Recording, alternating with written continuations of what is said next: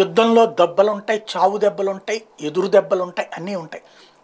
Hamas తీవ్రవాదులు దారుణంగా దెబ్బతింటున్నటువంటి మాట వాస్తవం. అదే సందర్భంలో తిప్పికొట్టే ప్రయత్నం చేస్తున్నటువంటి మాట వాస్తవం. అందులో కీలకమైనటువంటి అడుగే ఇప్పుడు పడినటువంటిది.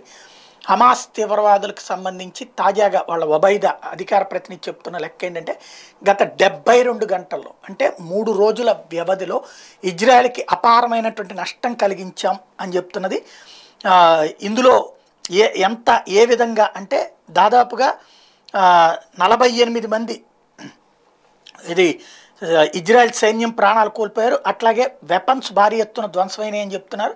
Hamas Al Qassam brigade spokesperson Abu Obaida has claimed that the group's fighters kill 36 టోటల్గా 36 మంది ఇజ్రాయలీ సైనికులు చంపామని, 72 ఇజ్రాయలీ ఆర్మడ్ వెహికల్స్ని పూర్తిగా ధ్వంసం చేసాం, పూర్తిగా లేదా పాక్షికంగా ధ్వంసం చేసాం. ఓవరాల్గా గంటకి ఒక వాహనాన్ని దెబ్బతీస్తున్నాం, అట్లాగే 3 గంటలకి ఒక ఇజ్రాయెల్ సైనికుడి ప్రాణాలు తీస్తున్నాం అని చెప్పుకొస్తున్నాడు. కాకపోతే వాళ్ళు ఒకళ్ళు వీరమరణం చెందితే వీళ్ళు 100 మంది చస్తున్నారు, లేదా వీళ్ళు 10 మందికి తక్కువ కాకుండా చస్తున్నారు. అదే టైం వీళ్ళు పోయింది బయటికి చెప్పకుండా అవతల వాళ్ళని చంపింది మాత్రమే లెక్క చెప్పడం ఏ దేశాలైనా చేసేటువంటి వ్యవహారం. అదే నడుస్తుంది అక్కడ.